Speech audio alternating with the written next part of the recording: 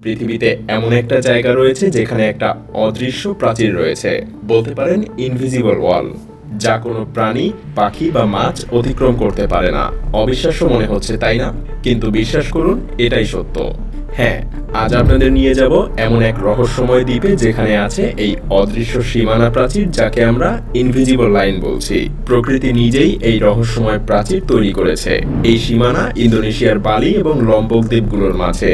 এই লাইন একে অপরের পাশ দিয়ে চলে গেলেও এই দুই অঞ্চলের প্রাণীদের জন্য এই সীমানা কখনোই পেরোনো সম্ভব না। শুধুমাত্র ৩৫ কিলোমিটারের দূরত্ব। তারপরেও এই দুই অঞ্চলের প্রাণী এক পাশ থেকে অন্য পাশে যেতে পারে না। হ্যাঁ, এখানে এক অদৃশ্য শক্তি আছে যা কোনো প্রাণীকে এখানে আসতে বা চলে যেতে দেয় না, অর্থাৎ এই অদৃশ্য প্রাচীর অতিক্রম করতে দেয় না। কিভাবে বুঝিয়ে বলছি। বালি এবং লম্বক দ্বীপগুলোর মাঝে একদিকে রয়েছে এক ধরনের প্রাণী, পাখি এবং মাছ, আর অন্যদিকে একেবারে ভিন্ন ধরনের প্রাণী, পাখি এবং মাছ রয়েছে। আপনি যখন বালি থেকে লম্বক পৌঁছাবেন তখন আপনি বুঝতে পারবেন যে যতটুকু ঘুরে দেখেছেন সবকিছুই মুহূর্তের মধ্যে বদলে গেছে। হ্যাঁ, যদি বালি থেকে লম্বক চলে যান, আপনি পুরো পরিবেশটাকেই আলাদা হয়ে যেতে দেখবেন। এবং এই রহস্যময় সীমানাটার সব থেকে অদ্ভুত বিষয় হলো, এটা শুধু মানুষ ছাড়া অন্য কোনো প্রাণী বা মাছের পক্ষে পার করা সম্ভব না। এমনকি একটা পাখিও উড়ে যেতে পারে না। আপনি নিশ্চয়ই ভাবছেন, এই ৩৫ কিলোমিটার দূরে এমন কি আছে যে প্রাণীরা একদিক থেকে আরেক দিকে যেতে পারে না। সত্যি বলতে, এই সীমানার পেছনে রয়েছে এক অদৃশ্য শক্তি, যা সবার অগোচরে পুরো পরিবেশকে একে অপরের থেকে আলাদা করে রেখেছে। আর এই অদৃশ্য প্রাচীরের রহস্য জানতে হলে আমাদেরকে ১৫০ বছর পেছনে যেতে হবে। কিভাবে এবং কেন এটা তৈরি হলো, আর কেনই বা এটা সম্ভব, চলুন একটু অতীতে ফিরে যাই। ১৫০ বছর আগে এক ব্রিটিশ গবেষক আলফ্রেড রসেল ওয়ালিস এই রহস্যময় লাইনটা আবিষ্কার করেছিলেন। তিনি জানতেন না যে তার এই আবিষ্কার একদিন পুরো পৃথিবীকে চমকে দিবে। আসলে ওয়ালিসের জীবনটাও ছিল অত্যন্ত নাটকীয়। ইংল্যান্ডের একটা সাধারণ পরিবারে জন্ম নেওয়া আলফ্রেড ছোটবেলা থেকেই পড়াশোনায় আগ্রহী ছিলেন। তবে পরিবারের অভাব অনটন তাকে পড়াশোনা ছেড়ে তার বাবার সাথে, যিনি ছিলেন একজন কার্টোগ্রাফার অর্থাৎ মানচিত্রবিদ, তার সাথে যাত্রা করতে বাধ্য করেছিল। কিন্তু এই সিদ্ধান্তই ছিল তার জীবনের সবচেয়ে গুরুত্বপূর্ণ, এবং আমাদের পৃথিবীর জন্য বটে। তিনি বিভিন্ন জায়গায় ভ্রমণ করা শুরু করেন, যেখানে তিনি প্রাকৃতিক পরিবেশের সঙ্গে পরিচিত হন এবং নানা ধরনের উদ্ভিদ, প্রাণী এবং পোকামাকড় সংগ্রহ করতে থাকেন। এভাবেই তিনি ১৮৫৪ সালে একদিন নৌকা নিয়ে ৩৫ কিলোমিটার দূরে লম্বক দ্বীপে চলে যান। আর সেখানে পৌঁছানোর পরে তিনি প্রথমবারের মতো উপলব্ধি করেন কিছু একটা অস্বাভাবিক ঘটছে।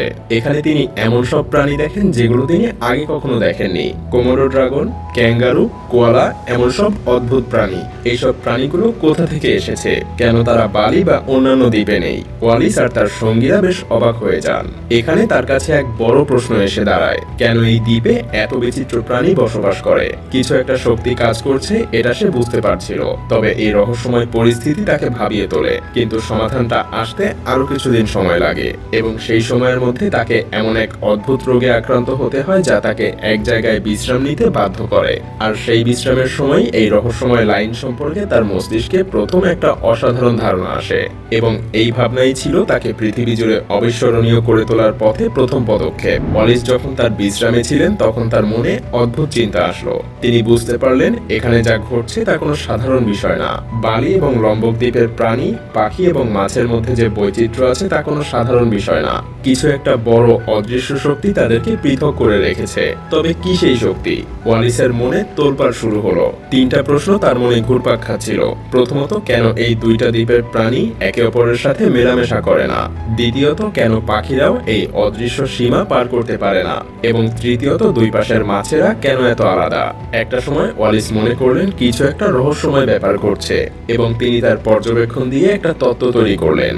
ওয়ালিস বললেন, বালি এবং লম্বক দ্বীপ একসময় একে অপরের সঙ্গে যুক্ত ছিল। বহু আগে যখন পৃথিবী একেবারে আলাদা ছিল, তখন এশিয়া এবং অস্ট্রেলিয়া মহাদেশ একসাথে ছিল। কিন্তু যখন পৃথিবীর তাপমাত্রা বেড়ে যায় এবং সমুদ্রের পানি বৃদ্ধি পায়, তখন এই দুটো মহাদেশ আলাদা হয়ে যেতে থাকে এবং আলাদা হয়ে যায়। ওয়ালিসের থিওরি অনুযায়ী যে প্রাণীরা বালি দ্বীপে বসবাস করে তারা মূলত এশিয়ার প্রাণী, যেমন হাতি, বাঘ এবং আরো অনেক প্রজাতির প্রাণী। আর যারা লম্বক দ্বীপে থাকে তারা অস্ট্রেলিয়ার প্রাণী, যেমন যেমন ক্যাঙ্গারু, কোয়ালা এবং কোমোডো ড্রাগন। আর এই প্রাণীগুলো একে অপরের সঙ্গে মিশতে পারে না, কারণ তারা লাখ লাখ বছর আগেই আলাদা হয়ে গেছে, যখন পৃথিবী থেকে এক মহাদেশ ভেঙে নতুন দ্বীপ এবং সমুদ্র তৈরি হয়েছিল। এই তত্ত্বটা সেই সময় শুধু প্রাণীদের বৈচিত্র্যই ব্যাখ্যা করে না, বরং বৈজ্ঞানিক দৃষ্টিকোণ থেকেও পৃথিবীর সম্পর্কে আমাদের ধারণা বদলে দেয়। যদিও সেই সময়ের বহু বছর পরে আমরা এখন বিজ্ঞানের কল্যাণে জানতে পেরেছি যে আমাদের পৃথিবী কখনোই একরকম ছিল না। এটা একটা চলমান প্ল্যানেট, যেখানে মহাদেশগুলোর প্লেট টেকটনিক্সের মাধ্যমে ধীরে ধীরে একে অপরের থেকে বিচ্ছিন্ন হয়ে যাচ্ছে, আর এটা এখনো চলমান। তবে ওয়ালিসের কাজ ছিল আরো এক ধাপ এগিয়ে। তিনি প্রমাণ করেছিলেন শুধু প্রাণীরা না, পুরো পরিবেশটাই আলাদা হয়ে গেছে। সমুদ্রের পানি, বায়ু, মাটি সবই বদলে গেছে।